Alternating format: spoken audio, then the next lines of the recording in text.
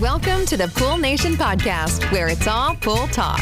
And we ain't talking about netting and jetting or splashing and dashing. We're talking about becoming a nation of pool pros. We talk about the latest products, trends, and training in the pool industry. Now let's welcome your host, with over a decade of industry insider experience and still the reigning champion of Marco Polo, Edgar De Jesus, and his co-host, John J.J. Flawless, the fastest netter in the West, and Zach the Pool Boy Nicholas.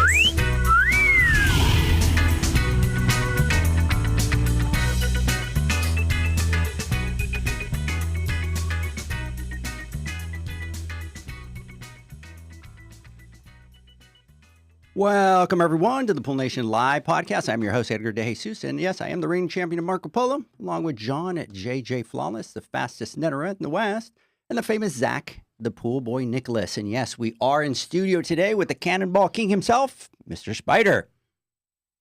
I forgot my camera, but it's one of those mornings. I appreciate the energy drink, Zach. I'm going to need it. Yeah. I'm like, bro, like your camera is the not best even a one. Sound effect for a cannonball? He did. Oh, a I little did. drop. You Hold, just let me. kinda I missed it. spoke over it though That because was I more forget. like a BB drop. That wasn't Yeah, a cannonball. it It hasn't rained that much here lately. Spider. He may have spilled his coffee back there. Right. Hey, today we're talking to Alicia Stevens and Ted Lawrence from BioLab. Today we're going to go behind the scenes with them to talk about something that most people in our industry never get to see, the process of creating new chemicals and products from napkin to in-store shelf. This is a story of innovation in our industry. But before we do that, I want to welcome everyone to our live podcast, the podcast where it's all pool talk. And we ain't talking about netting and jetting or splashing and dashing. We're talking about becoming a nation of pool pros. And yes, we will talk about the latest products, trends, and training in the pool industry. But before we get started, I want to thank our visionary partners for this podcast, the SPPA, Blu-ray Excel, Aquastar Pool Products, Natural Chemistry, BioLab, Raypack Heritage Pool Supply, Hayward Pool Products, Poolside Tech, Pool Brain, and Knee Deck. We want to thank them for their continued support. Mr. Zacharias, what's going on, brother? 2 weeks in a row. You left, you came back, you left, you came back. 2 weeks in a row. Yeah, it's like clockwork now. Yeah? Yeah. I'm think I'm ready to go cross country, like maybe to Vegas. I've been training for that. I can't believe you said that. Jeez. Couple weeks away, right? That's Zach and I are going to have to drive this year, and it's like 18 hours. And if you put me in a car, Why are you driving to Vegas? Because we have so this year we have a lot of stuff. We got the $10,000 Pool Pro Challenge. We've got the awards. We've got the Pool Nation Conference. We've got the event for the Matrix group on that Friday night. So we had so many things that the cost to ship it all was crazy. So road trip. I like The cost this. of your sanity might be more. Yeah. Y'all were just talking about how you hated flying. Yeah. I know. This is the perfect solution. Yeah. Yeah, we were just talking about how you don't want to go in an airplane for 16 hours, but you'll go in a car for 18. Yeah, I don't have a choice. I don't know though. I'm gonna be in charge of the radio because I don't think I can do 80s music for 18 hours. You better get the straight. tank song Oh, playlist ready to go. Right? You're going to be listening to Bad Buddy, so at the Super Bowl you can sing all the songs. That's right. That's funny. So, no, absolutely. So we got to drive all this stuff. The thing that stinks is the only thing that I can find is those vans from like Budget that have the wall behind the seats, so you can't even recline the seats. Yeah, and not I'm good. suffering. Like I looked at RVs, I just looked at and just nothing. So I tried to look for a big Suburban, but nobody wants to do them one way because obviously it takes it out of their inventory, and so We need a Pool Nation van. we're gonna have to buy. We're gonna have to buy a van. That's it. We're You gonna have answered to- your own question. We were going to do a big bus for our education roadshow this year. So, Do you have it ready? We can test drive That's what I'm it. saying. Maybe, yeah. We can. If it's wrapped already, hey, we'll advertise it, right? It's going to have my face on the side. Not sure I want you tooling around Vegas with my face It's on there. the side of All the something. pictures we can take. So. I don't trust you that much, Edgar. So how you doing, Alicia? I'm good. How are you? I'm grabbing. Happy to be here. It's always exciting to have you Yeah. back here. Yeah. We need to have you back here more often. Oh, you know me, I love to talk. We're just talking about that. So, I'm always happy to come hang out with you guys and be on the podcast and say hello and talk about cool, fun things. So happy to be here today. Thank you. Mr. Ted Lawrence, welcome back. Thank you. It's been a minute. I think I'm going to probably say that we could give him an award that's probably the busiest guy in the industry, right? Like you got so much stuff going on. Yeah, it's I'm a little everywhere. Yeah. So, but yeah, it's all fun. So Yeah. it's all in good spirit. It's to help the industry, help us get better. That's Yeah. it. So I would say let's do a drinking game every time we see him pop up, either on LinkedIn or on the PHTA stuff or Pool Nation stuff. But the drinks would be, kind of. It can't really be a drinking game. They have a big We coffee. wouldn't be functional. And it would be- Yeah. That's funny. so- How many cities have you been in this week, Ted? So last week was 4 cities in 5 days. This week is 3 cities in 4 days, and next week will be 3 cities in 3 days. Man, Yeah. your wife must really love you. Yeah, I have. I mean, She- she's got to be like this amazing woman. You know what? You'll meet her in Vegas. So in order to spend some time with my family, I typically have to bring them on the road with me. So, So my you're, wife's you're bringing them, just my wife's coming. just your wife. Yeah. Bringing her to the awards. Yeah. So yeah, you'll see her. Yeah. All right, She's awesome. Yeah, she's cool. I like her a lot. So- Yeah, So- he outkicked his coverage. I did. Yeah. So, anyways, we're excited to have you back on the podcast. Hey, everybody, we are going to do a deep dive today, something that we've wanted to talk about for quite a while. So, we were excited when we kind of started talking about it. It's really interesting from the chemical side. But before we do that, hey, everybody, we have the $10,000 Pool Pro Challenge. It's going up in Las Vegas at the PSP Expo, October 22nd. First place takes $10,000 home, a belt, Wow. bragging rights. We're going all in, Ted.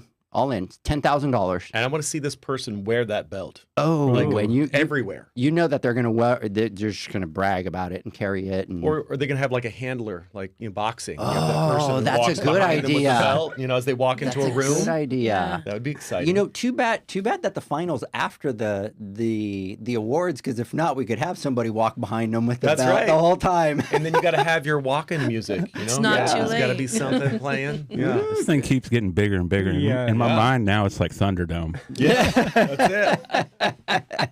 So we're really excited about it with our partners out there. Hey, the Pool Nation Awards voting is closed.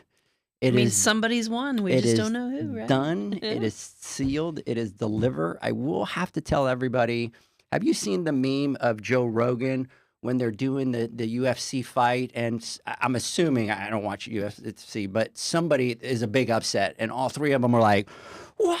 Yeah. They're Yeah. all screaming like that. Those were like the last 3 days of the awards, of the voting, because I would log in and it was like, this person's winning.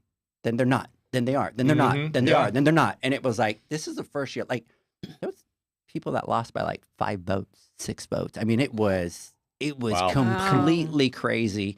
We got, we gave out. So this year, what they wanted to do is get 10 votes for every person. So we kind of don't count those, obviously. But if we look at single individual votes, we had 21,000 Wow. Wow. votes for the awards. It went nuts this year. Everybody was promoting it on every channel, on social media, love it. LinkedIn. I was like, I'm logging into TikTok, and then all of a sudden, here comes this feed with somebody, vote for me, blah blah blah blah. So, I saw a sponsored ad, I think, for somebody. no, I'm not joking. I'm gonna have to find it. I think someone sponsored an ad. I love it. I know. Oh, I didn't see that one. So if you get one person with a lot of votes, it's probably That's from the one? Yeah, it's That's probably a boosted post from Facebook. Good for That's all. them. Yeah. I mean, there were a lot of good reels, like funny reels Yeah. that people were making and stuff. I Yeah. love seeing all the creativity that people are putting into it. Yeah, it's great. It's great to see a lot of great people that have won. A lot of Yeah. shockers too. Those are always kind of in there. But we're excited. So the Pool Nation Awards are going to be October 23rd at the PSP Expo. They start at 6 p.m. to about 9:30. Then from there we go to the Alley Lounge 66 at the Conrad over to celebrate. And then from there we go to the Pool Nation Conference, which is going to be the 24th and the 25th. And this young lady that's sitting behind me is going to be teaching not only all the water chemistry classes, but she's going to be teaching some leadership stuff too. I am looking forward to that. So, yeah, it's gonna be fun. so we're excited. Yeah. And I think the class that you're doing for the business side is going to be the one that has the, what was the name of the challenge? The Marshmallow marshmallow challenge. Yeah, we're gonna do the So, marshmallow challenge. yeah, so that's the class that Do you know she's about got. you've done the marshmallow challenge? have, yeah. Yeah, we Yeah. did Did it at you the win? Women's That's Summit. awesome. Did you win when you did it? Did I win? Did Yeah. your team win? I don't remember. My I don't team think won so. at the Women's Summit. They did. And That's awesome. The when funny thing is, I didn't think yours would win. I thought the one with the girls from Fluidra all the way up at the top, it Yeah. looked bigger, but it was just because it was Yeah. raised. And then Yeah. Zach's all like, not even close. they Yeah. won by like 4 inches. So, Yeah, yeah, yeah. that's pretty big. Yeah. So- And funniest part of that is I had just done that leadership drive with Doreen, and I had scored very low on competitive nature. Really? Like it was not my I was not really high on. I'm super competitive. And then when we were competing in that dark marshmallow challenge and we won, you would have thought like we blew up. Yeah, you know. I have a video of them. They're all screaming. Take that competitive nature. Yeah. Which is true because you are competitive. I am Like, competitive. Yeah. I don't think that you notice it because you're so, kind of easygoing and stuff Yeah. like that. But when it comes to spotlight and you got to take it up a notch, you're Yeah. like all Yeah. in. Yeah. So So it was fun. It was a lot of fun. So excited. I'm really looking forward to that. That's I'm kind of stretching my wings a little bit for that, and I'm looking forward to it. So Awesome. Thank So you for the opportunity. Yeah. Anytime. So yeah, we're doing 3 different tracks. We got the business tracks. Day 1 of business is focused all around, profit, the profit approach. We're actually doing an exercise where people are going to be able to figure out their actual true cost of service. Nice. Day 2 is really kind of all about, leadership, time management, collaboration, which is going to be the one that you guys are doing, and a couple other, leadership kind of classes that we're excited about. Then we go into day 2. Well, actually, technical is at the same time, but we're going to be doing obviously water chemistry, algae treatments, and we're going to be doing water startups, acid washes, all that kind of stuff. And then we do have our day 1 of hands-on classes. So we're kind of looking forward to that and kind of connecting with everybody out there. Real quick, how to register? Go to I almost said that they were closed. They're not. Poolnation.com. Go to the conference button. Nobody shows up. We're like, what happened? Well, I said it was closed. Yeah. So go to poolnation.com, go to the conference button. You can register from there. If not, you can go through the PSP Expo. I think once you answer the series of questions, I think the 3rd page, you can kind of click and you can register, through there for that. But we're definitely excited. And it's going to be the launch of a couple of things that we have coming up. So I saw you have a spot at the show right in the center of the floor. That's really exciting. Yeah, so that's what we're going to do, the $10,000 Pool Pro Challenge. Yeah, So that'll be nice. day 1, and then the finals will be on the Friday. So we'll kind of have a series of eliminations, and then the last 3 at about 11:30, 12 o'clock on that Friday will be the last 3. Cool. But there's people that are coming that, like Joey's coming up. There's 11 people coming with him because they all want to see him compete. And I think it's going to come down to 3 really good ones. I think there's other people that are probably as good, but the ones that I know, you got Joey Busick, you've got Daniel Bodden, and then you got Benny. And I think Benny's a little sleeper out there. he's really a sleeper out there. When he did the pump install, I think he took like 2 minutes and something. I mean, he just flew through it, like really, really good. So anyway, so we're looking forward to So that. to all the people he didn't name, consider that challenge, accepted. Take- So, right. yeah. Take one of them 3 down, and we'll have to celebrate and talk about it. Challenge accepted, Right? right? Yeah. So you going to join? Right. No. So, anyways, guys, let's get started. I'm excited to have you guys here. One of the things that we've talked about is that we enjoy a lot of the things that I think we don't get to see all the time. And so we've one of the times we kind of went over to Aquastar, and we saw the process of building parts and doing all that. And I think you appreciate it a lot more when you go through that process for a couple different things. Definitely, for sure, I stopped bitching about the price of things, right? Because it's like, that machine is $500,000, and this is what it costs for this, and this is what, and you look and there's like 6 machines, and you're like, holy, but then you see the work that has to go in it, and, and even the plastic, right? And the machines that have to take all the humidity out, just things that you just don't get to think of, right? We just show up to the distribution and we're like, hey, let me have that, drain cover, right?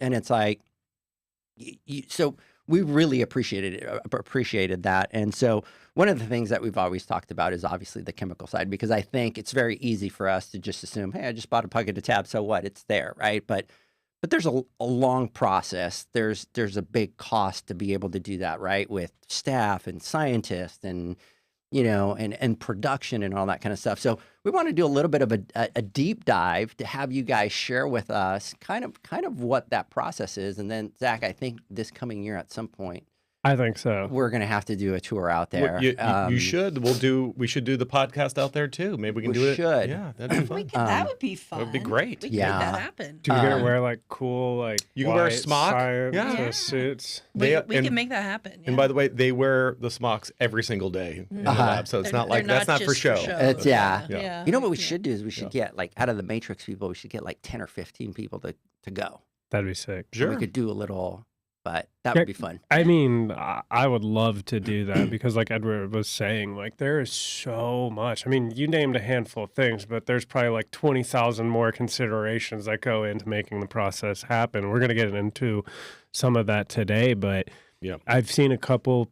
I've been on a couple tours, and one of them was pool heaters, and it was like I watched this piece of metal go through and transform into a heater, and like you said, you just get to the counter, you open, it's there, it's like, oh, you know, why is this so expensive or whatever? But when you get to appreciate the process, it kind of opens your eyes. Yeah, and it's especially when you have big companies, right? Like the more you grow, the more cost you're going to have, and so I think a lot of the pool pros appreciate that because they can see that other side, and then you appreciate it. You kind of, at least I stopped bitching about it.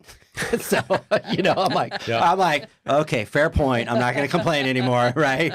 We're good. So so what I want to talk about with you guys is really kind of your concept from napkin to shelf, right? So let's talk a little bit about that, and when you come up with an idea for a chemical, like how is that first conversation? Where does that even come up? Yeah, so a few things, and we're going to ham and egg this thing together. So, I'm very tied in from process all the way from concept to manufacturing, and so it really all starts with identifying a problem. That's really or a pain point. So like, what is the problem in the pool business that needs to be solved? And I'll just use a couple maybe hypothetical problems. Like number one is when you have water features, what's the biggest problem of a water feature? Is when you turn it off and what do you see? You see scale, you see all kinds of problems. So that would be one thing, like we'll identify a problem. How do we make that a better look for the consumer, less work for the service professional to clean that off or even sandblast it sometimes. So that would be one thing. So we start with a problem statement. And problem statements could be something simple. So you either have innovation could be a chemical formulation, but it could also be an application. So it could be a solvent. How can we apply it to the pool? Different, safer, easier, and we get a lot of data points to start. So you never start with we want to make a chemical that does this, or it doesn't start that we're gonna solve a problem. So like when we talk about enzyme phosphate remover, those things were identified first. Like phosphate's food for algae. Like we know that. So how do we remove that? That's a problem. So what can we do? So what do we do to solve that problem? And so that starts first. And then you have a team of formulation chemists that are now assigned this problem. They've said, okay, we got a problem with phosphates. Run through what are the best things to remove phosphates from a pool. And they'll take that challenge, and these formulation chemists will look outside to adjacent industries, to adjacent whatever. How do they solve a problem? And then they'll come back and they'll start the process. And a lot of these chemical formulations, they don't like each other. So then you have to understand the chemical bonds and all these things. These are very highly technical PhD chemists. That was going to be one of my questions, because this, obviously when you're starting to deal with this and figure this out, we start talking about costs, right? And you're having to hire the right people. And these are very, probably sought after people and very intelligent. And it's not like they're in the masses out there, right? So we have a running kind of a running, not joke, but just kind of something quirky at Biolab. They'll, our scientists will pass each other in the hallways and they give each other the nod doctor. Because they, like when you earn that PhD, you want to be referred by your title, so they do it to each other. But it's just funny, like doctor. Exactly. When we go down there and we wear the thing and we pass them and be like, doctor. Yeah. And it's like, because I tend to call people, like if I'm just being friendly, like, oh, Mr. So-and-so, how you doing today? And they'll be like, it's doctor. Yeah. It's like, okay. It's like, you know what? Well deserved. So sorry. Yeah. Anyway, go ahead, Tim. No, that's good. So I want to ask, because like you were talking about, a lot of like innovative ideas come from providing solutions to problems people are experiencing. Is there ever anything that comes up that's just randomly like, I have an idea, or I imagine like as you're going through that process, like another idea stems that creates a different product altogether from that. Yeah. So sometimes the problem you set out to solve, you've now solved another one that you didn't realize. So I'll back up because there's two different ways. I've explained. One was identifying a problem. Another one is we have this little contest in Lawrenceville. We call it Shark Pool. And what Shark Pool is, we assign a chemist, and then we get commercial people. So we'll take a salesperson with a person from marketing, from a person from wherever, and then we assign them a task to say, these formulation chemists have developed a product that they think this is how it should go to market, or this is how it should be used. And then they basically do a full launch campaign and everything, and name a product and whatever else. And then we have a contest, and and then the best one typically goes to market. Oh, that's kind of cool. awesome. So Yeah. it's a lot of fun. It gets buy-in internally on kind of what we're doing, and then we learn a lot. So I'm kind of skipping ahead a little bit, but so we have a Shark Pool thing. We have a problem identification, and then the last thing is feedback from both consumer as well as dealer or servicer, like what we get. So we use the data coming into our call centers that says, hey, we're getting this problem very consistently. Okay, well, then we feed that through the system and say, last month we received, one out of the thousands of phone calls, we're getting hundreds that have this problem, and we're identifying a thing. And that starts a whole nother chain of events that take place. So, which is fun. Most of the time we have what's called a tech solutions group inside our business, and they'll take a problem that they hear from a consumer, try to replicate it in a lab, and then solve it with sometimes an existing product we already have. Yeah, that's a lot of fun. That's awesome. So you guys come up with an idea, you identify a problem, and you're starting to kind of pursue that and look into it. How do you decide, like, what's the process of deciding, like, this is something worth pursuing? Yeah, so once you identify the problem, then you have to understand how big is the problem? What's the size of the prize? Like, what is the market in this problem solving potential? Is this thousands of dollars? Is this millions? Is it tens of millions of dollars that could be potential revenue? Or is it $10? Yeah. I mean, you have to be careful of that. Yeah. Yeah. So you look at that, and then you prioritize, what are you chasing? Like, what are you going to go after? In creating new products is a very lengthy, long, very expensive process. Taking an existing formulation, reformulating that, which we do a lot of, is less costly, but still it's time consuming. But yeah, so then you go through this process, you size the prize, and you say, okay, well, this is worth the work to go chase after. Because it solves a consumer problem, it solves a problem on the service level, and there's a market for it. So let's now develop. So, and then there may be multiple ways to solve that problem. You might have multiple formulations that you've created. Some could be a powder, some could be a liquid, some could be whatever. And so those go through a lot of like testing. It could be stability testing, shelf life testing, like all of these sorts of things. Like, how difficult are the raw materials to source? Are we making the raw materials? Is it compatible with other products that we currently make, or is it going to cause a problem in the plant? So you got to start thinking through all of these issues, and then, at some point, once we identify kind of, okay, we're going to go chase the liquid, like this liquid version of it, right?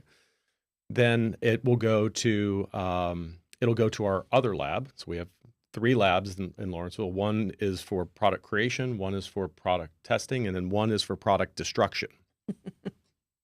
So That's the fun lab. I was going to say, that's so cool, right? it is. It's pretty cool, and it's all in our. That's something that you don't think about, right? Like, and this is all part of the cost, right? Because if you create some stuff and then you have to destroy it, but you can't just pour it down the drain, right? Well, like you have to. That's disposal. Destroy disprove what the scientists said it should do. Okay. We try to break it. We try to break it. We try to prove, yeah. So- We say, the scientist says it's going to do A, B, and C, and then we actually pay scientists to say, no, it won't. And we hope they're wrong. We want it to do those things, but it's their job to say, no, it won't, and try to prove that it won't. We want it to, but we need to make sure it will. So their job is to try and make sure that it well. Yeah, you're right, because they're in a vacuum in a lab, like literally a vacuum in a lab, and they've developed this product, and then once it goes down to the other lab, they go, okay, well, the real world, people are going to overdose in chlorine. There's pollen. There's whatever else. So they try to introduce a problem. Variables. Yeah. And variables. That's Yeah. right. That would do something with the formulation or not cause it to be so effective. That is fun. We actually have a formula that we use to simulate the equivalent of, 10 little leaguers in your pool for 10 hours, but your bathroom floor never got wet. Like we do. We have a formula that we mix up in the lab to simulate bather waste because that impacts how a chemical is going to work. So Yep, we that's right. mix that in the lab. We buy the components, we make bather waste, we throw it into an actual pool to see, okay, when you get 10 people in the pool, what's it going to do to this particular chemical? And so we simulate that because that's the real world. Yep. Any chemical can do something in a pool that doesn't have any variables introduced to it, but then that's not reality. So we need to know what's going to happen when people are using the pool, or it rains, or the wind blows, or the dog jumps in, or whatever. So we have to figure out how to simulate that so that we know people, what happens when people get in the pool. Sometimes Ted jumps in the pool. I actually have been in the pool. For 10 I hours. have video There's video, proof. Yeah. that's right. Yeah. But Hey, his skin didn't fall off. So. Yeah. well, it's funny because before I jumped in the pool, I actually went to the lab and I was like, "Is there anything in that water that is gonna like?" Well, we have 5 big pools out Yep. behind our building that we actually do some testing in, and we could talk about kind of what part of the testing that is, but we were shooting a video and Ted he needed to get in the pool, and we're like, out of these 5 pools, are any of them safe?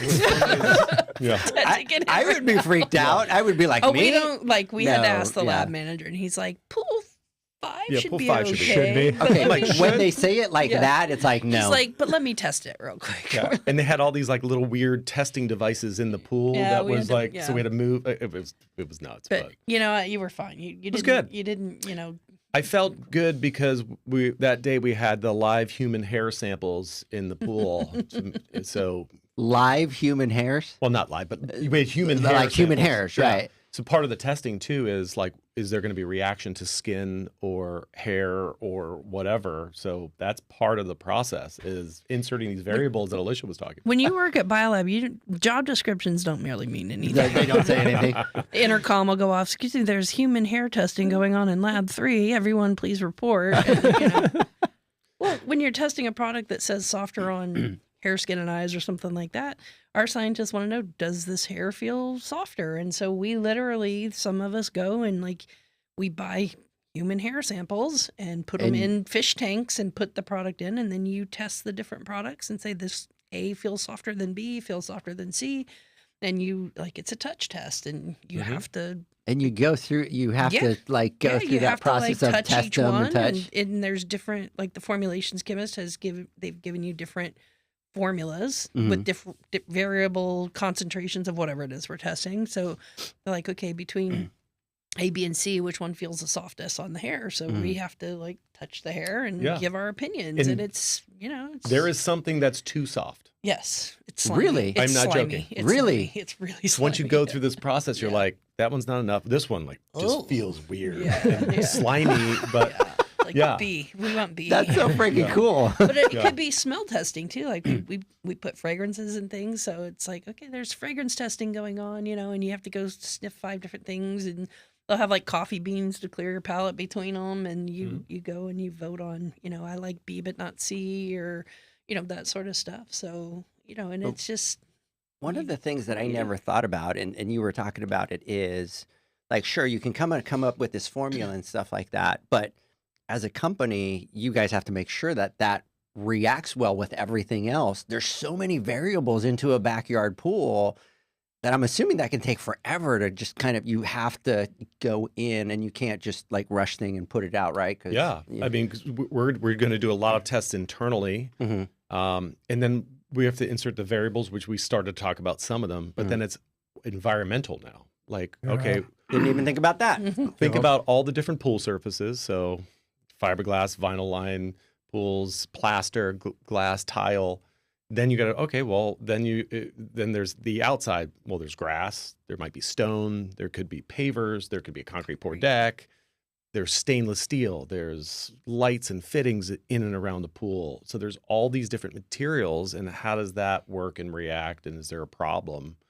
That's really where we get into field testing, when we actually do real live pools in people's backyards, where we're sending scientists to different parts of the country, because the Northeast will have different temperatures, different. Mm-hmm. Well, in different pools, different environments, different. I mean, we have people that's what I used to do. That I used to be my job. I did product testing, and you'd get a new product, and my job was to, wherever the market was, whatever we were testing, you take it. You work with either consumers, or you're working through one of our dealers, or whatever it is we were testing, and you're putting it in real pool situations, and you're gathering samples and data and collection, and you're testing all that stuff, and it's fascinating to do. But you're testing an unknown. I mean, fairly well known. We've to do the whole process before you ever get to that point, we start in beakers, and then we go from beakers to aquariums.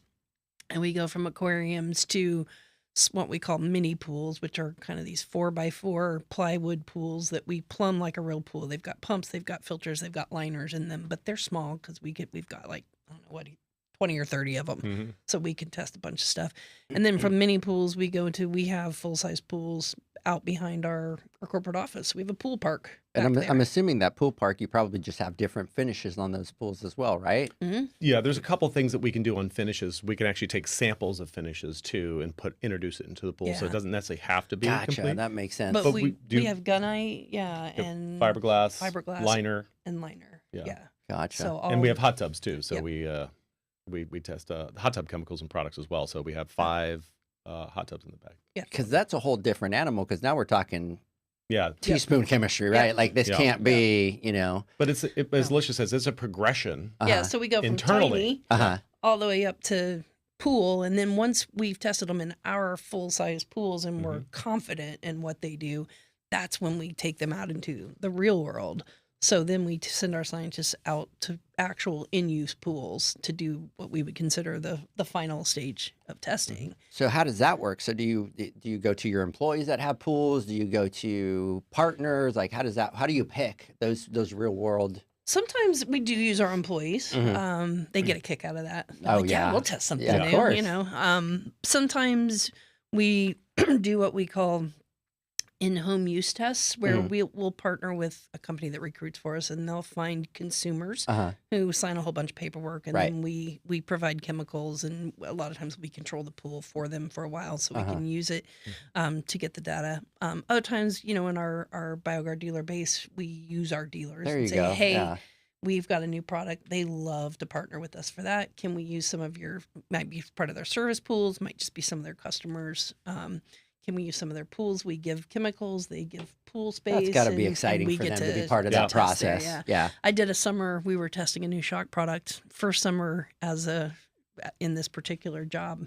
And first pool I walked out to, testing a new shock. I was so thrilled. First day on the job, I threw that shock in the pool, and I watched the bottom of the pool turn black. Oh, no.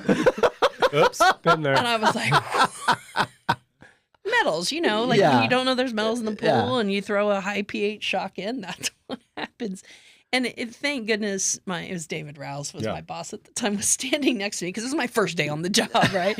And I was like, oh, if he hadn't been next to me, I'd have quit. I'd have phoned in my resignation because I'm like, I just destroyed this pool. Like I did something wrong. Yeah, it was metals, whatever. We fixed it, but it was the most horrifying experience. But it was like, oh yeah, high pH shock. That's what happens, that sort of stuff. But it's just, so we do that. Sometimes it's spas, sometimes it's pools, sometimes we're looking for vinyl or fiberglass or concrete. But we reach out into the real world to get that kind of that final level of testing. The other thing is shelf life. Like that's something like I think we take for granted because I mean, we're not worried about like use this product by October 15th, when we buy it. We don't really have to deal with that. Yeah. I mean, is it typically like this stuff lasts a long time, or do you have to put a lot of work in kind of like tailoring it for the longest shelf life? Yeah, so it all depends on the product. But if you talk about issues that can happen when something sits on a shelf, a lot of it comes back to powder. So think of like sodium bisulfate, right? So pH reducer. You put an anti-cake in there. So when you see that things are like 99% pure, yeah, it's 99% pure, but you have to do something to make it so it doesn't cake up. Yeah. Right. Otherwise, it'll become a brick. Mhm. So, and whatever. But so does bicarb has that too. So a lot of powder product doesn't necessarily have a shelf life on efficacy, but it doesn't apply correctly to the pool. So that's one piece. And when you talk about trichlor or dichlorochlorine products, there is a shelf life, and there's half-lives to that. When you talk about sodium hypochlorite, right, specifically 12.5% as an example, Right. we'll bottle that at like 14, knowing by the time it gets to shelf, it's somewhere around 13.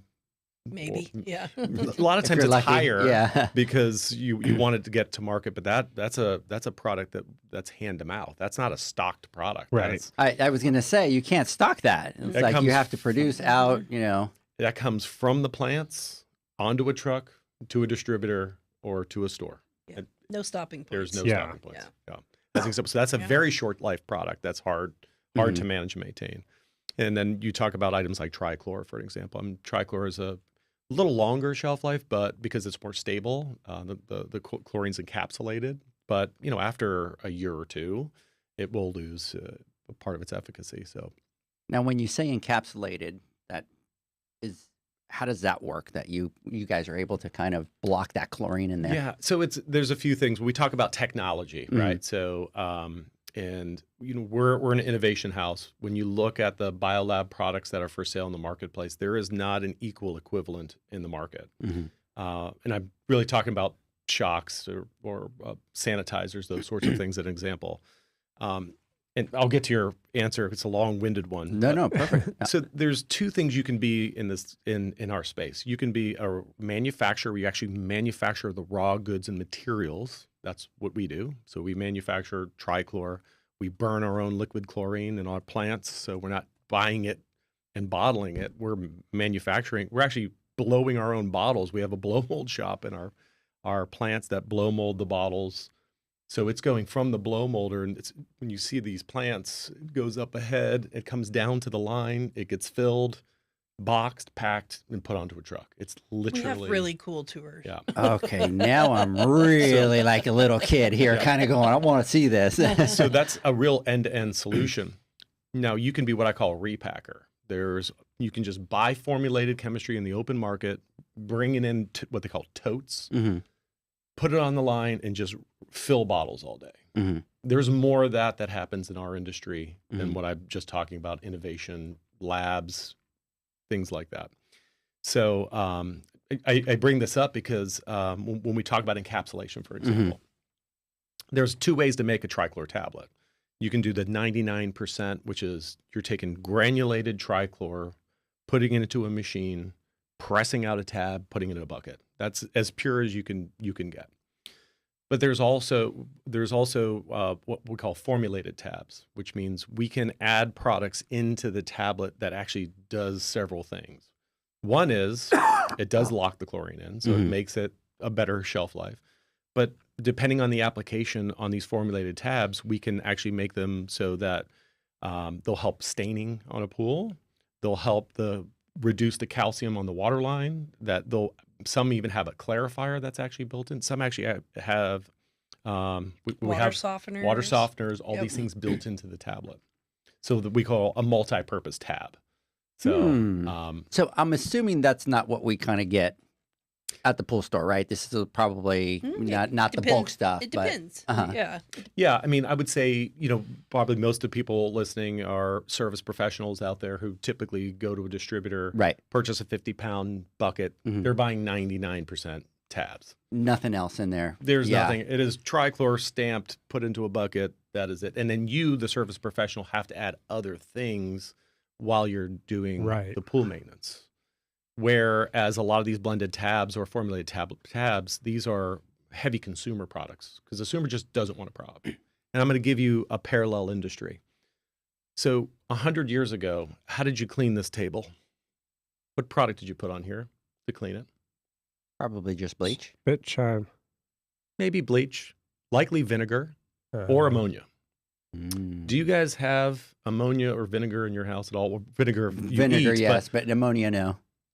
So what happened in the past 100 years is industries have realized that consumers want a product that does a lot of things at once. We want to clean it, we want to sanitize it, we want to seal it, we want to protect it, we want to make sure it looks shiny when I put the product on. Mm-hmm. We take that same philosophy in our tablets to say the consumer just doesn't want chlorine in the water. They want it to feel better. They don't want the water line, all that sort of thing built in. And they also want some protection because consumers aren't the best at water testing and maintaining. They need it to be easy. Yep. So a lot of our formulated tablet product goes to consumer. And that's why on the buckets, we're able to make claims that says softens water because it actually softens. We have water softening products in the tablet. Or, fights algae fighting crystals. Corrosion inhibitor, stain and scale prevention, because we have all those technologies stamped in the tablet. And we are the only company who has, I don't know how many different formulations of tablets we have, but it's a lot. A few. Yeah. And we sell them for different markets, to different brands, and to different things. Different formulations, different numbers of bells and whistles. That's right. So, and it would make sense because you guys would be able to see what's more prevalent in one area, right, versus, another area, right? So and we have sort of a de-escalation process, which is our highest performing products ever that come out of our plants go to our BioGuard brand. Right, which I love. I love that with you guys and your BioGuard stuff. Yep. Which, by the way, I need to talk to you guys because I did talk to Rick, Kelly, and Bobby from Dedicated Pools out in Yuma were in talks with you guys to become a BioGuard dealer, and they were finalizing it last time I told them. And what I told them is, oh my God, we got to get Ted and Alicia and you guys in the podcast studio when you guys do that. Yeah, that sounds But great. big shout out to Kelly and Bobby out there. Love them absolutely. They'll be up at the awards. So. Yeah, welcome to the family. Yeah, welcome to the family for sure. But We'll I follow do up love on that you guys do that and just have that brand for. Yeah, so we put all the newest technology into that brand, and then as we come out with new technology, we will downgrade that technology into another brand, and then at some point the IP runs out, and then it's available to the open, the market. So talk about that for just a second for the people that don't know. So how that IP process works, and then when it becomes open. Yeah, so it's First really. of all, explain what IP is, because not everyone probably knows. Yeah. that. Oh, we're not talking about beers? IPA. So IP is a intellectual property, so that covers trademarks, that covers formulation, that covers all of this stuff. So back before it, so it used to be a long time ago. It used to be the first to create gets IP assignments. It's the first to file now. So so it's a little different. So we keep these things so under lock and key because if it leaks out, somebody could file it and we lose it. So as an example, without even having anything, it doesn't matter. For example, when we give you a tour of our labs, we sweep through first. There's a heavy vetting process. And we look at everything that might be exposed out on the benches, anything that might be something we wouldn't want anyone to see. And we make sure it's all tucked away so that we don't leak something out. Which kind of stinks a little bit, right? We don't trust you. I know you don't trust me. I like to spill a lot of the tea, so it's like let's turn on your phone. Let's Edgar proof this place. But it kind of stinks though because I mean, if you're truly the first one to create it, right? Like to me, and that's my personal opinion. It's like you're putting the money in, you're doing it, you're doing all that versus just kind of having somebody go back over here filing stuff and filing. Yeah, they have to. I'm making it sound pretty pedestrian, but you have to have some backup to what you're doing. So, right. Because part of the process is like we just explained this long process, which is multi-year process. All of this that takes because we have to feel good about it going to a consumer testing. Like all of the filing has to be done. We have to prove to the different chemical agencies, if it's regulated or not, that it's safe for human consumption or for use. For use, yeah. So there's a third-party validation to this as well. So once we do all of our homework and do our internal due diligence, it goes to a third party to vet Did we cross the T's and the I, dot the I's, everything good? Whether that's the EPA, if it's a registered product, or some other testing. Consumer Product Safety Commission to get their approval and their buy-in to make sure that, hey, this is good for environment, people, dogs, planet, all of that stuff before it goes out. So all of that information is wrapped up into an IP piece and then submitted to say, here's all the testing, here's all the stuff. And then there's there's the chemistry council that we actually file all this in so that so they know that there's this new thing that's out there. And then some companies, we can choose to manufacture this and put it into a CPG product, one of our brands, or sometimes we sell it. It could be sold to a different industry. Or we could sell it to somebody else, who will take it to market in something else. Sometimes we create things and we're not quite ready for them, so we stick them on the shelf for a little while and come back to them later too. We showed one last year to we have a dealer council, so made up of our BioGuard dealers, and they're all NDA'd, and we show them the almost finished product, like when we're ready to launch. We showed a group last year a product and decided at the last moment not to go forward and manufacture. And they were so angry that it didn't happen. You were not happy. Because they were all excited. And we were like, guys, we're launching it this fall. So it's coming. Oh, gotcha. You just got to hold back. Sometimes the timing isn't right and it waits. But it's a 5, 6, 8 year process. So our people are thinking 5, 6, 10 years out. That's crazy. What we launch 5 years from now is in our labs right now. It's in right now. It's in our labs right now being worked on. Yeah. So let me ask you specifically about phosphate removers, because I'm gonna go back. Awesome. I'm gonna go back to my days when I was doing pools, and I'll confess I was one of those that was like, phosphates never existed, so why should we have to take care of them now, right? I was one of the boo guys that didn't believe, one of those people. right? But now taking a look at it, now that I'm a little bit wiser, I look at it and I kind of sit there and I think, who thought about that? Who figured that out? And so for you guys that have a phosphate remover, looking back at that and kind of, because now it's a big thing, right? It's a huge thing. What was it like specifically for that phosphate remover? And then more importantly, you have to deal with people like me that are going, well, you don't need that. You don't need that, right? And there's an education piece to it. You're not a doctor.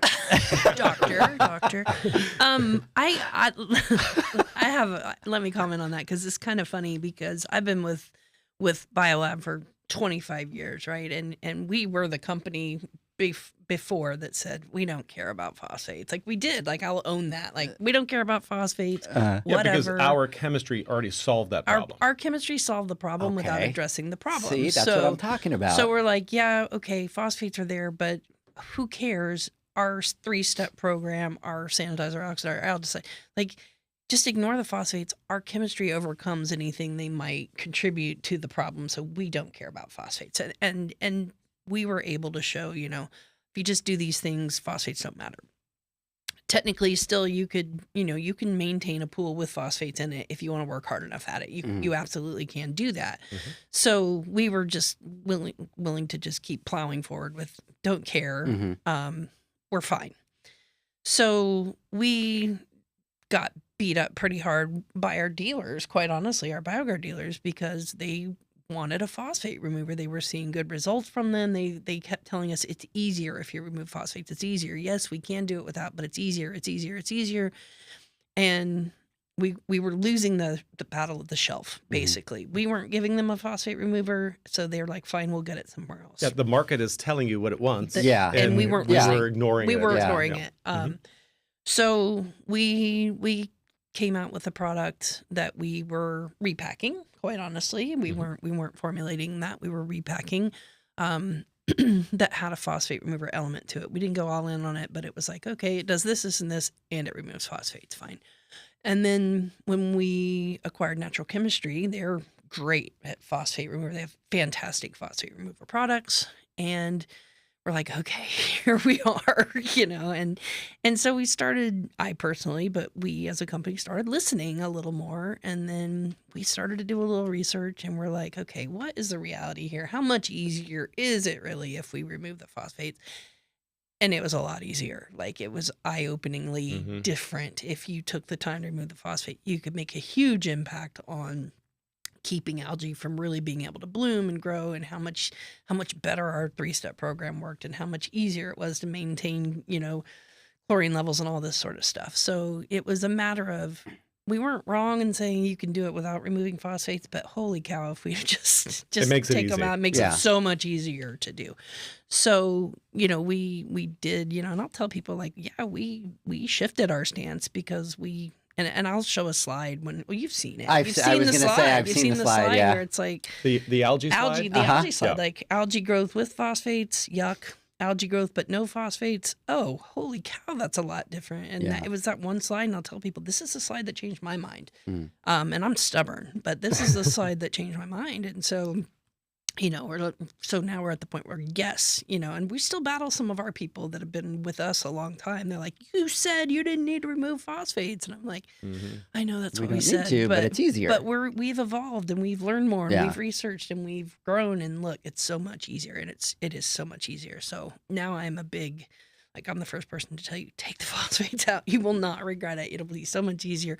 Everything else is going to work better. It's going to be easier. It's going to be faster. It's going to be more efficient. You're going to use less of other things. It's going to, you're going to have less problems. So for someone like you, yeah, you're right. You can do it without if you want to. Yeah. But I wouldn't recommend it. Yeah. You're going to struggle. You could start a fire with 2 sticks, or you Or can, you can how light many a match. examples in life? is Exactly. that? Yeah. So a lot of our products are multi-performance. So they'll have a phosphate remover component to it for maintenance, and then we'll have like a one-shot to for quick removal. Yeah. But this is a product that natural chemistry invented the category of enzyme and phosphate removal. So good at it. And that started from the original founder of natural chemistry, who was a chemist, they said, there's a different way to take care of a pool. I don't care what the industry is doing. There's a different way to take care of a pool. And his true belief was, if you remove the phosphate and add chlorine, that was the best way to manage a pool, and use an enzyme product that, gets rid of the oils and all that stuff, right? And makeup. And so that's the way he invented to take care of the pool. And out of that, it revolutionized the way everybody thought.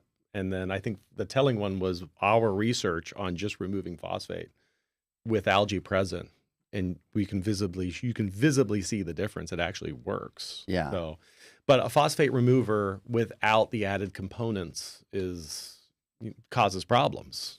Cloudy water, all these sorts of things. So there are buffers. There are other things that you add into the product to make it perform better. So because the last thing you want to do is take a consumer's pool who's absolutely clear and perfect. They have high phosphates. There is a bit of a problem. You add a phosphate remover, and it clouds before their eyes. Right. Then they're mad. Then they're angry. Yeah.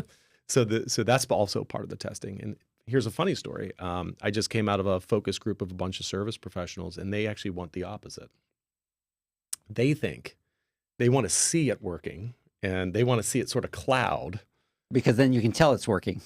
That's right. And I'm like, that's a really interesting perspective. Like, we try to just make sure the pool does not cloud. Mm-hmm. But there's a segment of people who want to see the water cloud because they feel like it's working. Yeah. So, and I think with phosphate removers, right, you add them, and for the most part, you get some cloudy. At least back then, and to the pool pro, right? It's like, oh, it's working. See, it's reacting with the water. It's that's working. right.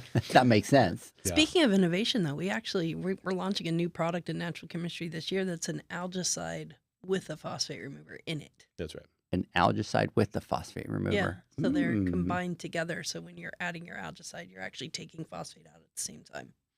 Love it. Yeah. I love it. Yeah. So let me ask you, I'm going to put my little business hat on, right? Because I'm always about, let's talk about the numbers. Yeah. Yeah. We'll take a break here in a second. I'm just a little too into this thing here today, if you could tell, right? We probably been talking for like an hour, but I'm going to put my business hat on, right? And as a business, every business is in business to do business. At what point, or how do you guys figure out, there is a market for this product, right? And can you guys calculate, hey, this is going to be it's going to be a $1 million market, or it's going to be 10, or it's going to be something that, crosses everything, right? So Yeah. kind of at what point from the business standpoint do you guys go? I'm assuming it has to be earlier in the process, right? Because the last thing that you want is a tablet, and the tablet costs $3,600, right? Like some stuff just doesn't make sense.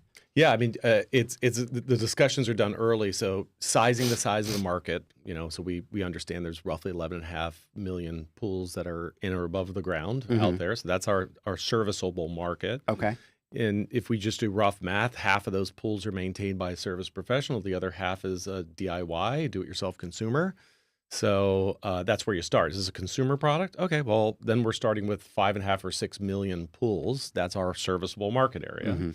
And then you start running the revenue models. Is this a primary product to the pool? Is this a shock? Is this a sanitizing product that you need for the pool? Or is this a nice to have product like enzyme phosphate remover that is roughly 10% penetration, right? So now you've taken the 5.5 million pools, you've cut that down by 10% to 10%, and now you're talking about your serviceable market is 500,000 pools times what's the cost that we think it's going to manufacture. You back into the number. So that's where we start. That is the math. And then we say, okay, we only have so much time, money, and effort to put to a project. Where does this rank in priority of, certainly profitability is one piece. Right. Like, can we really take care of this problem that we've identified? How big is that problem? And can we solve it relatively quickly? And then the third piece is time. Is this a 10-year project? Is this a 1-year project? And that depends on if a regulatory agency is involved or not. So as an example, phosphate remover enzymes, there's not a lot of regulation there. We don't have to prove to the EPA and whatever else and register. Because when you look at a registered product's label, that's a government mandated label. It can only say certain things. You can't even move a comma. Yeah. So it goes through it goes through a whole registration process that we can get into after break. So if it's a non-registered product, your speed to market is cut into about a quarter. So you can go to market probably in 2 years versus 5 or 6. So we identify that and say, okay, well, if we can go to market in 2 years, our size of the market is this big. We figure with our market share, we have a penetration rate of X. Okay, it's worth it. Let's go do it. Okay. And I'm sure that's like a evolving thing as you're going through the process, and you run into something that unexpected that now that's going to drive the cost up, and then do you have to scrap at that point? So you do at some point have to evaluate, this product is going to cost X to a consumer. Yes. Are they going to pay that? Are they going to pay? So, and there's going to be a point at that it may be no. You know, it's like, no, in order to do this, it's going to cost X number of dollars. No one's going to pay that. And then you either have to back up and make a change, or it's just not going to be. Or worth reformulate. Or reformulate to a less expensive version. Which kind of back to the drawing board, right? Yeah. Exactly, So what Alicia just described is a process called stage gate. So once it gets to final launch, like you have it complete. All the testing has been done. The packaging and the marketing is completed. It goes now into a process of review between all of the stakeholders in the company. So there's marketing, there's manufacturing, there's sales, there's the executive leadership team, there's the technical solutions. They all get a vote what gets launched. Huh. And it is a really cool meeting, and it's long. I was just going to say I would love to be a part of Right. Sometimes contentious, I think. It can be very spirited at times. And you kind of want it to be, right? Because if you're really going to be sure, you want... To Alicia's point earlier, ignoring phosphates, that's because everybody was aligned. This is what we weren't going to do. You don't want to go into this meeting with equal minds. You want a different opinion. So that's why, and we pulse everybody. So in that meeting, you're giving status updates of projects. So where is it in the stages? Because when it gets to the final stage, it's like, hey, we got 4 products to launch, potentially. We're ready. Everyone's checked the box. Okay, well, maybe we only have manufacturing line time to launch 1 or 2, or maybe the size of the prize and the other 3 after we got consumer insights and other information, it's not as big as we thought it was. Are we still going to do it? And in that meeting, there's a lot that goes through. And sometimes things get changed. Sometimes some packaging gets tweaked. It's that everybody's got to agree. We hold hands and go, we're launching. Yeah. And the whole organization is aligned. It can't be sales wants it, but manufacturing doesn't like to make it. Like maybe it's a difficult product to manufacture. So we all got to lock arms and say, we're doing this together. It's crazy to think about, like, when you're talking about one product from napkin to shelf and like how many people are involved from getting it there to there. Dozens of people. Oh my God. Like, so the other really fun part, I know we have to break soon. No, just keep going. Don't worry about it. We'll do one at the end. So like we talked about formulation. So after all of, in tandem while this is all going on, you have a set of packaging engineers who are now going, this formulation has got to go into a package, and not all bottles are created equal. Not all plastic is created equal. Not all plastics are created equal. Will this formulation react negatively in this container? Will the container soften, warp, break, whatever it may be? So there's packaging engineers who now go through testing to ensure that the packaging is good. And there's all kinds of testing that happens with UN testing, drop testing. We have a jungle room in the office where it goes to accelerated aging process.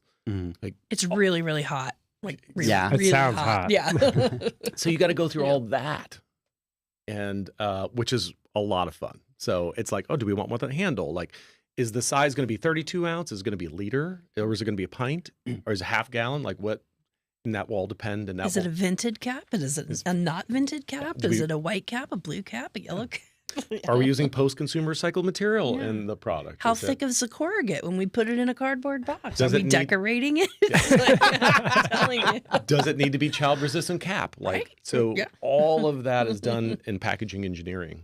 So that's wild. And we're not even talking at some point you have to get out, and obviously sales has to go out and sell the product before you even launch it, right? Because you can have the product, and if nobody's going to buy it. So how does that process work a little bit? How do you guys go out to the market and kind of go, hey, here's our brand new product, buy it?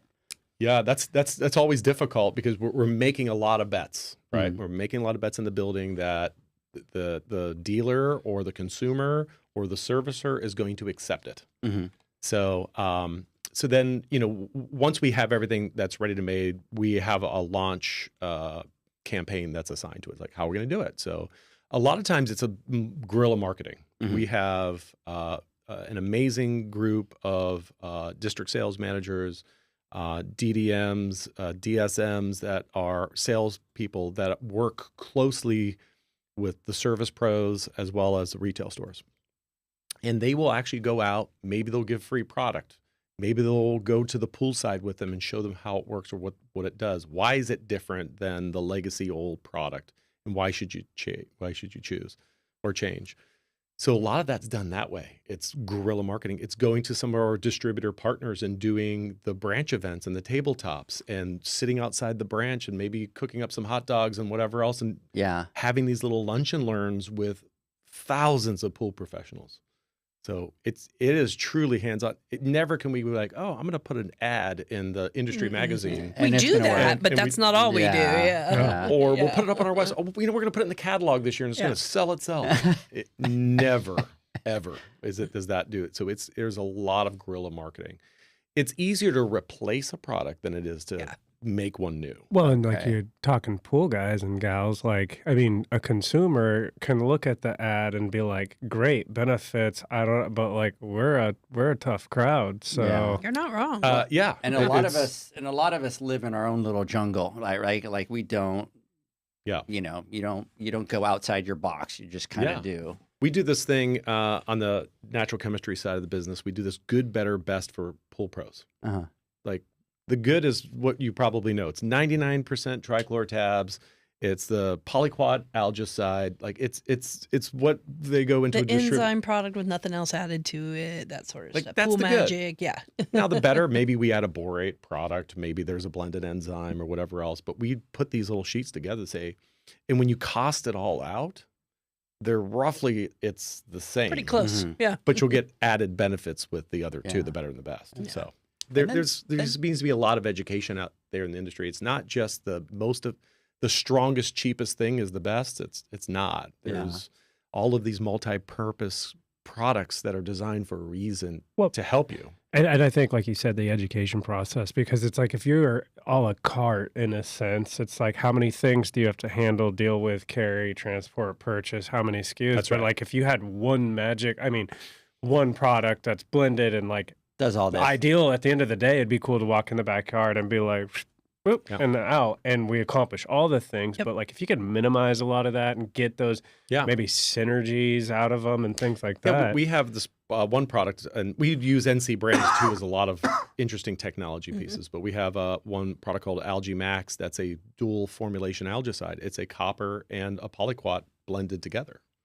So it doesn't matter what you're going to use it for. You have one product. Yeah, Our Pool Perfect Max enzyme phosphate remover clarifier, all in the same bottle. all in the same So you one. don't have to carry 3 different products. It's all in there, and it's a weekly maintenance product. So Yes. you carry that. That's three bottles instead of 3 bottles. You're Right. carrying one. So, we yeah. put a lot of thought into service professionals. We ride along. Our DSMs are with them almost every single day, and we get the feedback. And some are awesome that they will embrace new technology. Some are like, it's almost like when you're a kid, you're like, this is the way my dad taught me how to do things, and I'm not changing.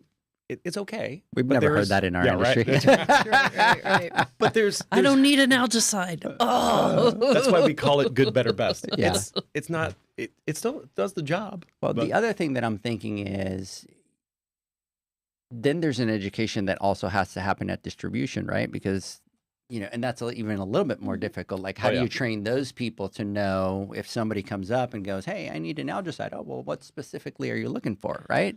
Right, yeah. Versus just the, oh, yeah, here you go, Yeah. Our DSMs or DDMs spend a lot of time training the counter people at distributors and spending a lot of time in there talking about, our specific products and the features and the benefits and what sets them apart and why they're different. So that when someone does say, I need an algicide, let me tell you about Algae Max or, whatever they're looking for. If they're selling Pro Series, we have the dual action, whatever that is. But yeah, we spend a lot of in time their doing that. defense, they have like I don't know how many SKUs across Yes. all Yeah, things that they've got. that's This pump has this feature. That's You gotta exactly figure out how to that's stand exactly out. why I'm saying Yeah. it You have is. to It's figure like out how to stand that's out. another hurdle that you need to think of when you're kind of Yeah. launching a product. And then not only that, you've got whatever 1,000 pool stores. Like there's only so much manpower that you can have to go to each one of those, right? It's not like you could go, okay, we got everybody in one room. We did one training. It's done. It's like your staff is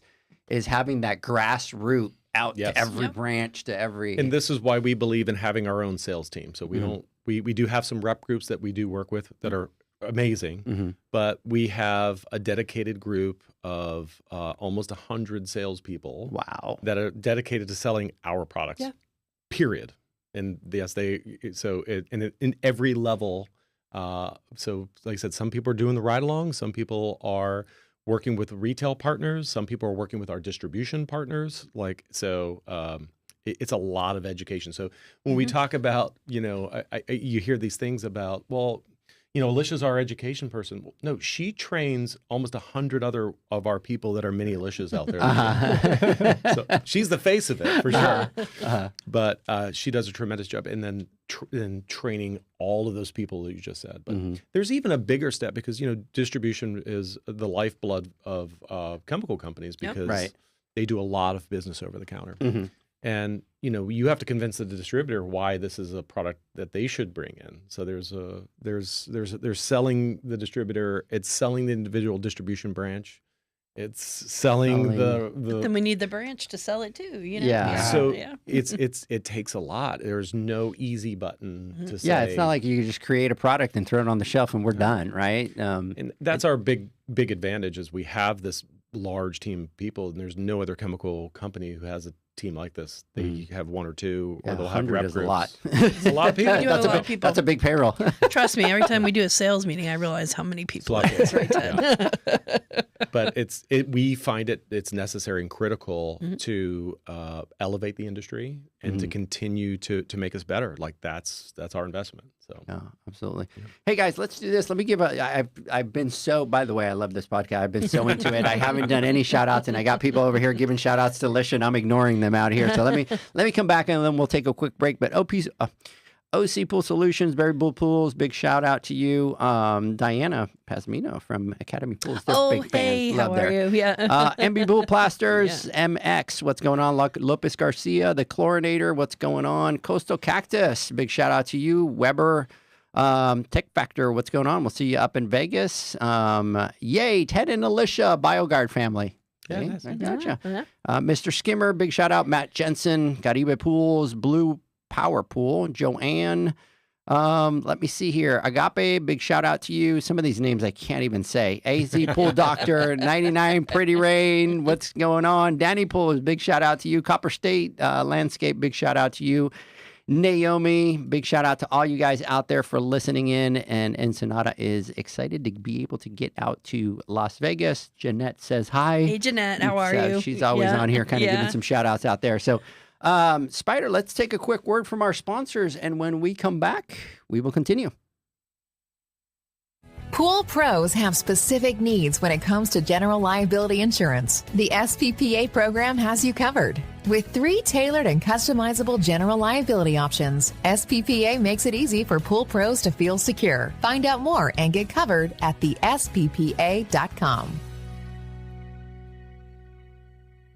U.S. Motors Neptune Variable Speed Motor provides a versatile replacement solution for all your pool pump motor needs. This motor can communicate with pool control systems, provide low voltage options to work with time clocks, and can be installed as a standalone pump motor. The Neptune motor can be easily installed on existing pumps, upgrading them to a variable speed pump without the need for replumbing. Enjoy energy savings and quiet operation by installing a Neptune Variable Speed Motor today. For more information and to find your local distributor, visit usmotors.com/pool.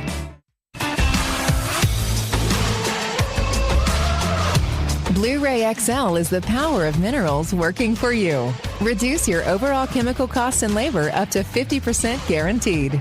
Whether you have 20 accounts or 20,000, Blu-ray XL's direct pricing and free shipping to the pool trade have you covered.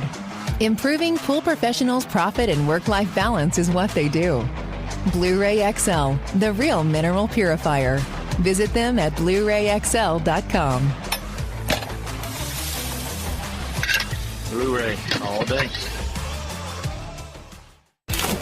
Aquastar's new pipeline cartridge filters, available in 2 sizes, deliver top-notch hydraulic efficiency along with best-in-class filtration performance, approaching that of DE filters. Uniquely designed, open pleat spacing means 100% of the media square footage is usable. And these claims are backed by NSF test results. Designed with the pro's time and comfort in mind, the patented double locking system improves safety and ease of access, making filter cleaners faster than ever before. Available now. Ask your supplier for pipeline filters today. Natural Chemistry, a leader in specialty water care solutions for over 30 years, is proud to provide products that make pool service easier than ever before. Its unique enzyme formulations in Pro Series Pro Blend improve efficiency of your pool program while reducing frequency of filter cleaning and scum lines. Natural Chemistry is also well known for its wide variety of phosphate removal solutions that include a non-clouding formula in Phos-Free and extremely high-range removal with Pro Series Phos Remove or Phos-Free Max. Save time, save money, save work with Pro Series products. Stop sacrificing durability or efficiency with the help of Raypak's new Avia HD models that utilize NITEC, their exclusive industry-first technology. NITEC heat exchanger technology is Raypak's latest solution to superior strength and maximum efficiency when it comes to residential pool heating. With 900% more nickel compared to copper nickel in critical surfaces, NITEC creates an ideal surface to protect against scale formation and erosion without compromising on Avia's 84% thermal efficiency. Learn more at raypak.com/NITEC. The next evolution in lighting is here. Universal Color Logic 2.0 from Hayward. The latest in pool and spa lighting was designed with you in mind, making installation a breeze. Upgrades include a detachable cord and first-of-a-kind adjustable lower catch to overcome variations in plaster thickness. As always, Universal Color Logic lights retrofit into virtually any in-ground pool or spa while delivering industry-leading, vibrant color. Visit Hayward.com to discover more. Welcome back, everybody, to the Pool Nation Live podcast. Sorry about that. We kind of talked about an hour and a half, but that was just I did that's all the say I great love stuff. to talk, you know. Yeah. We could talk this. We could talk shop all day. Yeah. This is not a problem. Yeah. So let's talk a little bit about, and I think you referred to it when we were talking about it. Was it safe gate or gate safe? Stage gate. Stage gate. Yeah. So stage what gate. what is the stage gate? It's like checks and balances, kind of like as a product grows or goes through the process. It's Ted was kind of talking about it at the end of the line, but it's Starts at the beginning. it starts at the beginning. So as a product is going through all of these steps that Stages, we've been yeah. talking about, stages, yeah, it at multiple points along the way. How many is stage gate once a month? Yeah, we have It's- we have monthly yeah. meeting. Yeah. So it's once a month, and the project gets reviewed at different stages. So it gets reviewed at every stage gate meeting, so that you check in on it. Where is it in, the idea stage, the formulation stage. So you're checking in on it at different stages, and at each time you're evaluating where we at. Is it still viable? Is it still feasible? Do we still want to continue to put resources, time, energy, whatever towards it? And then, so at each stage gate, you have to basically approve it to keep moving forward. So you're constantly reevaluating. We still good with this? And so nothing ever just keeps going just because it was put in the hopper to go. Like you keep looking at it going, hey, are we still wanting to do this? And there's times when it's like, yeah, you know what? We have so many other things that are more important right now. Let's put a pin in this one and take it out of rotation for the moment. Maybe we'll come back to it. Maybe we'll get back to the place where we can work on it again. But so you're just reevaluating all the time to what are we working on, prioritizing what needs to be the most important part, or what comes to the top of the priority list, and then you move forward, and then the next month you're evaluating all over again. So you're constantly have the opportunity to say, yes, we're in the right order, we're in the right spot, or no, we need to make some changes. So And that goes on for the entire process. for the entire So it could process. be years of these Yep. monthly meetings. You might about- have a stage gate discussion about a product 35 times before it Yeah, ever launches. maybe Yeah. depending on the complexity, but as Yeah. Alicia said, each stage lets people in the organization know when they're getting involved. Mhm. So at a certain stage, I mentioned packaging engineer will get involved. They say, okay, we're at this stage. Now I got to do my testing, and then they'll hand it off to whatever. And then at some point that will need to go to our regulatory team to say, now I need to file all the paperwork with the individual states and the federal government.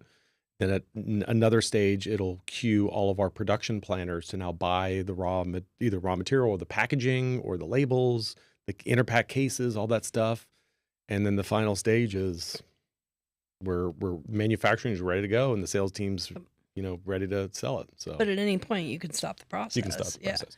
But none of those things can happen until the formulation is signed off on and everybody agrees this is the final formulation that we're going to move forward with. Yeah. Yeah. And then sometimes you in each stage you need to ask the organization for money for something. So maybe it's like, we're uncertain on this piece. We'd like to get a consumer insight done on whether they want the handle on the left side or the right side, or they want a picture of a butterfly on the thing, or whatever. We need more human hair. Yeah, I don't know. it could be anything. So the owner of each stage will talk to where it is in the stage and what they need, or what they need assistance, or just say, "Hey, we're ready to go to the next stage. Here's everything that's completed." And there is a checklist. It's like NASA Control Center, because at each stage there is a laundry list of things that need to happen, and it has to be completed before it goes to the next stage. And how does it work? So you've got a product, right, that you guys want to develop. So again, business hat on, right? I'm looking at it kind of going, we can't just do 100 of these and spend $5 million doing all these, and then we only get one, right? That does, from a business standpoint, doesn't make sense.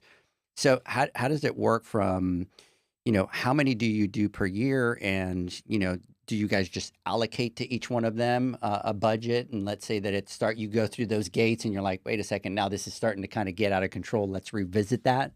Yeah. So part of the monthly meeting is maintenance as well, to say, is this a good idea? Are we good here? Or is it not going? Is something fizzling away? Do we learn more information about these set of products that we're working on that causes us to say we're not going to do it and we're going to put it on the shelf? So that's part of it. Sometimes we punt to another year. So it's like, we're going to add this. We're going to Gotcha. take this off the stages for 25 and we're going to punt it to 26. And we'll talk about that in Q1 26. So some of that. So we have dozens of products that are in each stage and each year that we're managing through. But yeah, I mean, That's interesting. we assign, we have research and development funds that are assigned. A gentleman by the name of David Rouse, who's been with our company for 26 years, heads it up. I mean, we're one of the few companies who assigns a research and development budget. Others just are, they're repacking. They're repacking, bringing from other countries. It doesn't matter. Yeah. So, we pride ourselves at being more than 90% manufactured here in the United States. We, source mainly United States product.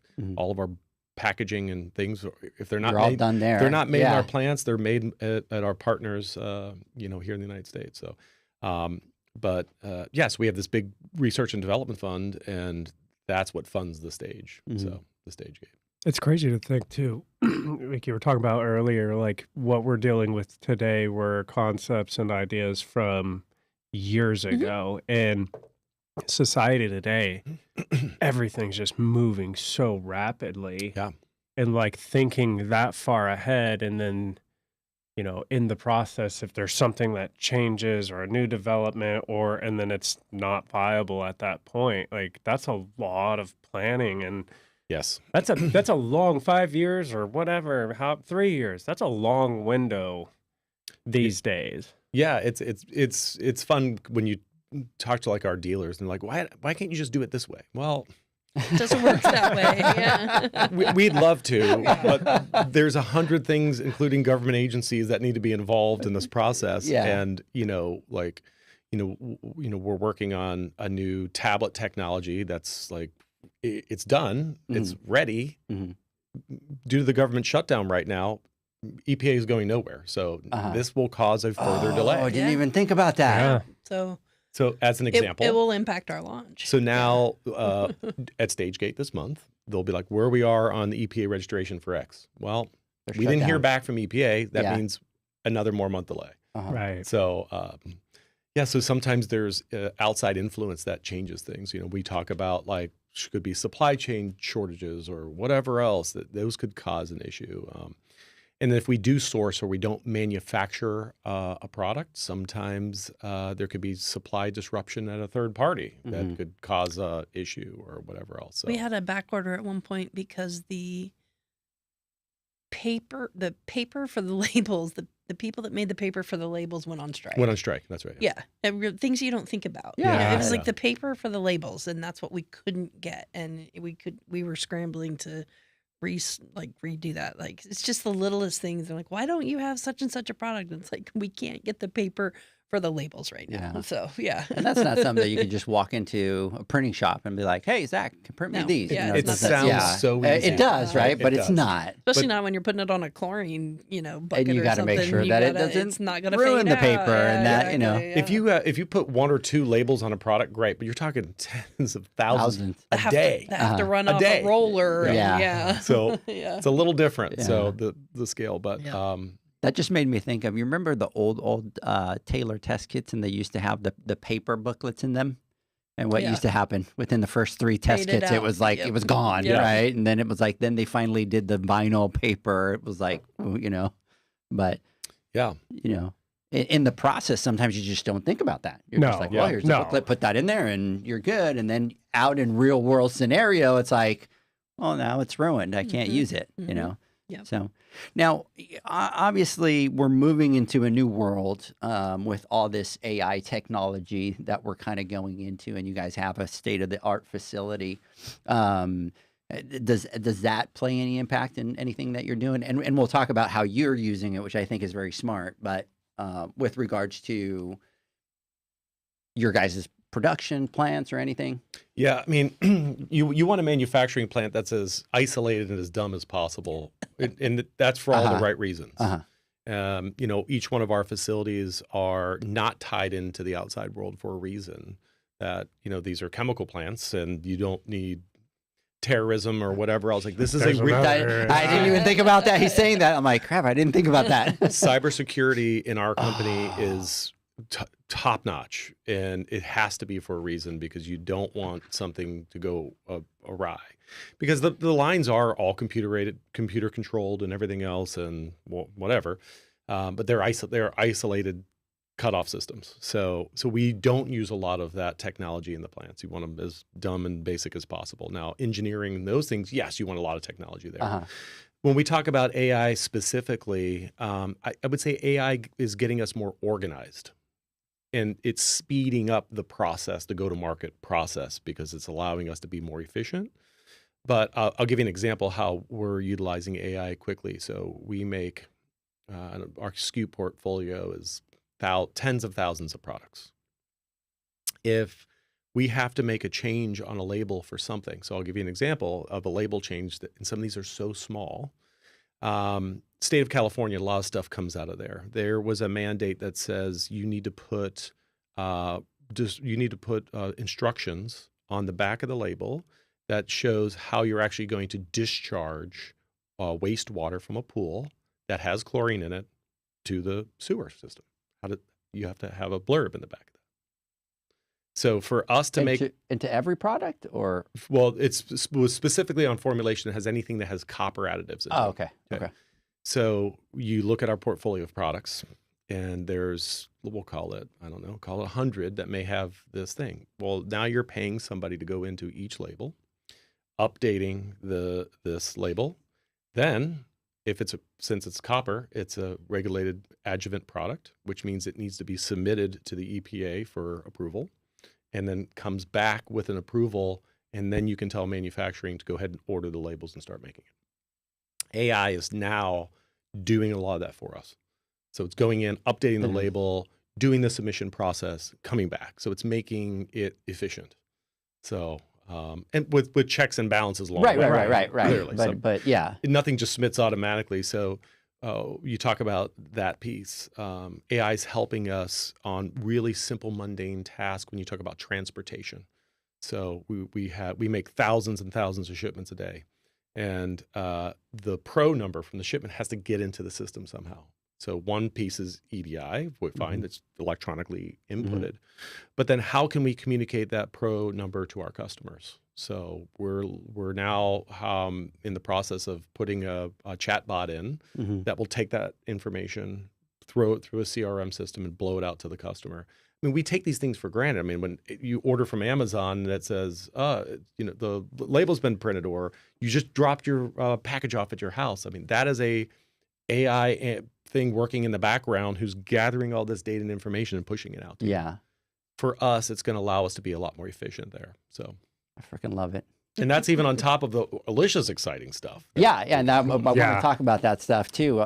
So Alicia, let's talk a little bit about what you're doing, which I was able to be part of it, which was kind of fun. Yeah. So AI in education is it's everywhere right now, and we have really, in the last, I don't know, we've been working on it for a year or so at this point. Yeah, over a year. We've been investing a lot in education recently. We've really done a lot of work to upgrade our platforms, and we're in the midst of probably the biggest upgrade to education for all of our brands all at one time, which I thought was a good idea for some reason. Well, it's very easy because it's Alicia. So you're like, Alicia could do it. Edgar, never. Alicia, she could do it. Hey, Ted, if you'll just give me this, I'm going to do all three brands.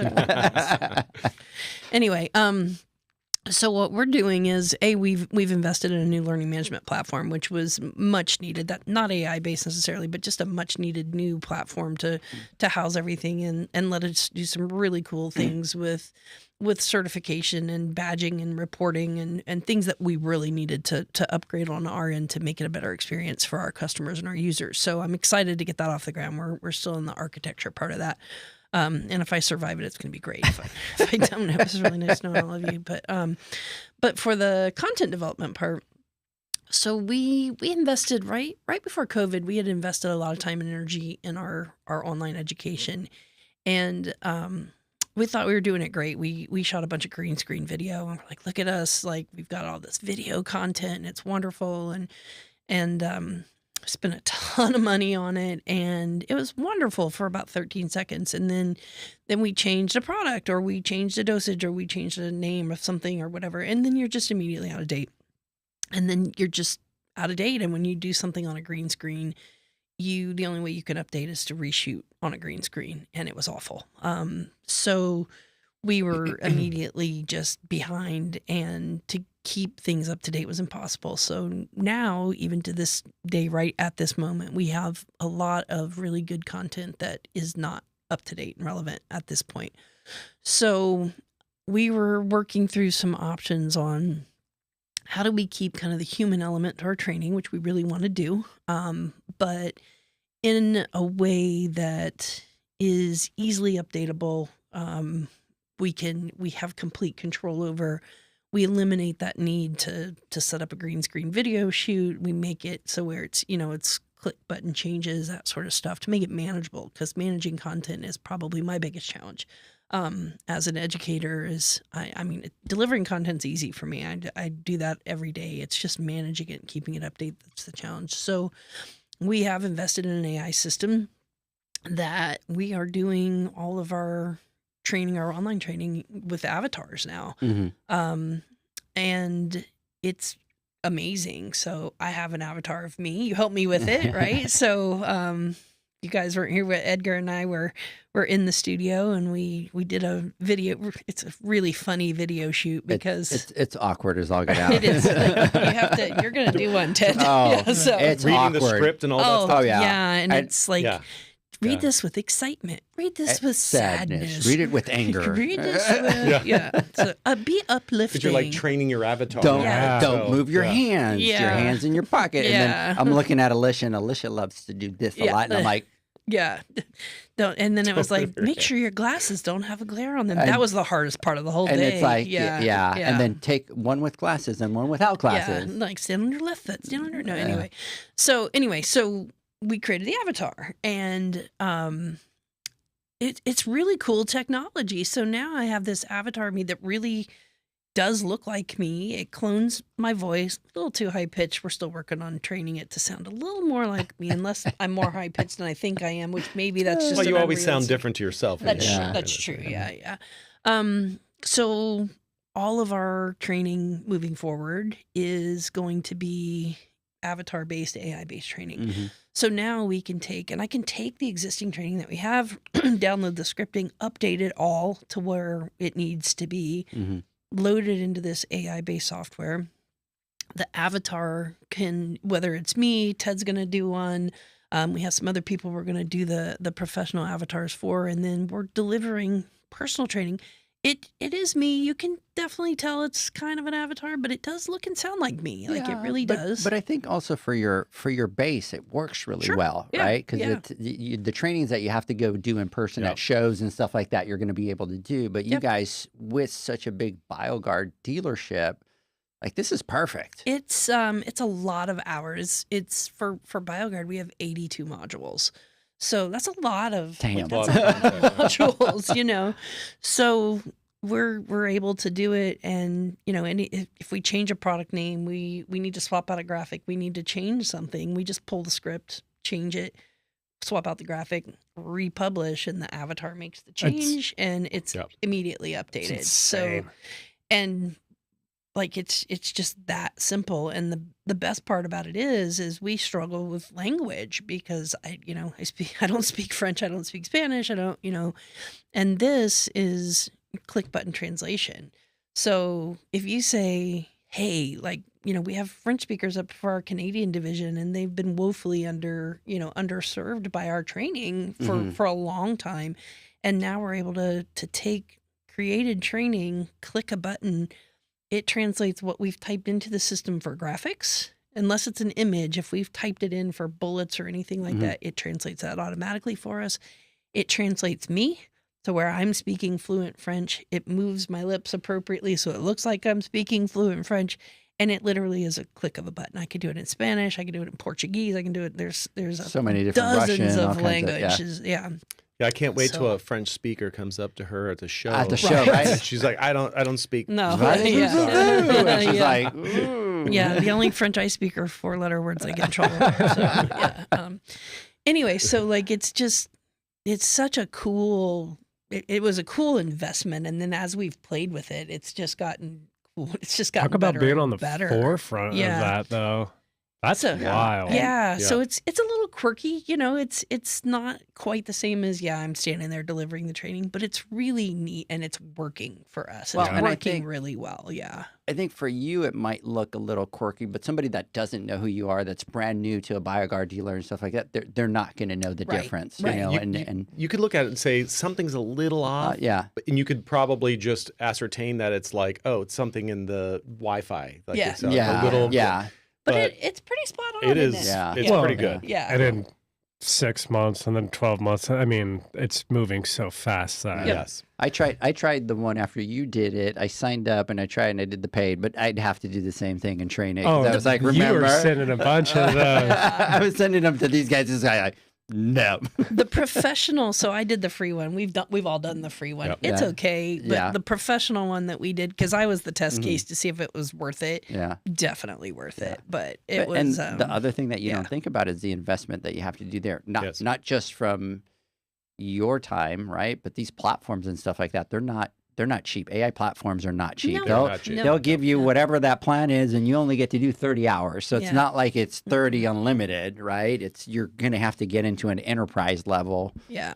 Um, I will say from a technology standpoint, that's Ted is a huge fan. He's a big proponent of education, and we've been more than willing as a company to invest this year, especially into really bettering our education from a technology standpoint, and really putting the resources into, getting us to the point where we are modernizing. We are getting to the point where we need to be, and that we can manage our content. We can provide the background that we need for our customers to be able to run reporting and really manage their own people. And like we've put a lot of resources into education this year, especially to really get us up to speed. So, we're launching some really, really cool things on our BioGuard side of things. We're launching BioGuard University this year, which is Nice. new for us. So, that's exciting. So stay tuned for more on that. But yeah, we've got a lot of really cool things going, and a lot of it is technology based this year. Yeah, So that's yeah. awesome. Hey guys, believe it or not, we're out of time. I know. It's Oh, boy. already we got like 6 minutes left, so we won't take our final word from our sponsors because we're out of time. But let me get your final thoughts, Zach. Yeah, I mean, I love these conversations, and I'm kind of weird and like very, I think through the process and everything involved, and a lot of people that are around me are like, dude, chill out. Like my dad especially is like, dude, like chill out. You think about this stuff too much, but this is what I love, because there are just so many elements to this that we covered today that you just don't even think of, like the terrorism thing. Like, I mean, that's a big thing It's a in huge itself. thing, yeah. And like, okay, we have to have these systems that are offline and they're not connected, so that, I mean, right. it is absolutely wild all the way down to the packaging, and like, can the packaging handle the product? And I think it's really cool. I kind of geek out on this stuff, and I love the education. That's what we're all about. That's our passion. I love what you guys are doing with that. And like, I hope to see a world, just for my selfish gain, where we can have like a hologram in our conference room. And like, we're learning from Alicia today. we have one of those actually. Oh, see? Yeah. Like real time, Alicia here in class teaching. I mean, and to be honest, we're probably only a few years away from that. So I think you're a lot shorter coming to that. There's some stuff that's going to be coming out at the end of 2026 that for the full industry that is going to be completely crazy. So I'm here for it. I can't wait. Yeah, there's some people that are working on some stuff that I know I can't talk about it. They made me sign an NDA because they're developing some stuff, but there's some stuff that's going to be coming out that's going to be legit. It's really going to change.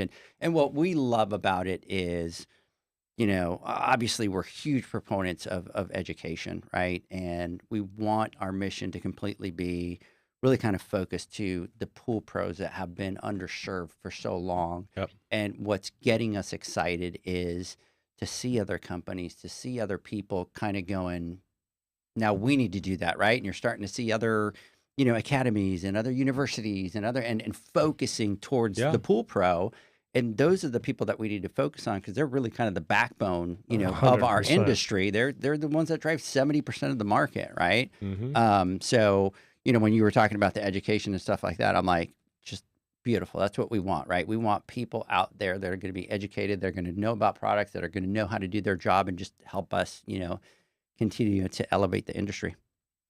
Yeah, it's the whole rising tides concept, right? Yes. Like let's elevate everybody, and we're all going to grow. I mean, We'll all be better together. you talk about we talk about competition. Like we never talk about competition in our building. It's Yeah. like how can we don't. grow the industry? How can we grow the category? Mm-hmm. Not like how can we go pick off this person that's not in our Yeah, yeah. And for us, Yeah. it's the same thing. It's if we can do something that's going to create one of our competitors to up their game, Yeah. we're like, thank you. That's what we need, right? That's right. Because they better, we better, they better. Everybody and just it's drives and it. the only one that's going to win.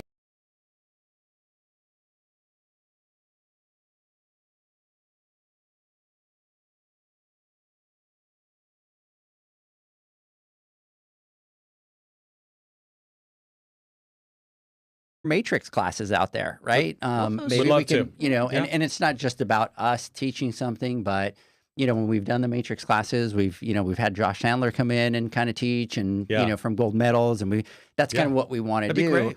I think And Benny will be able to be there. right?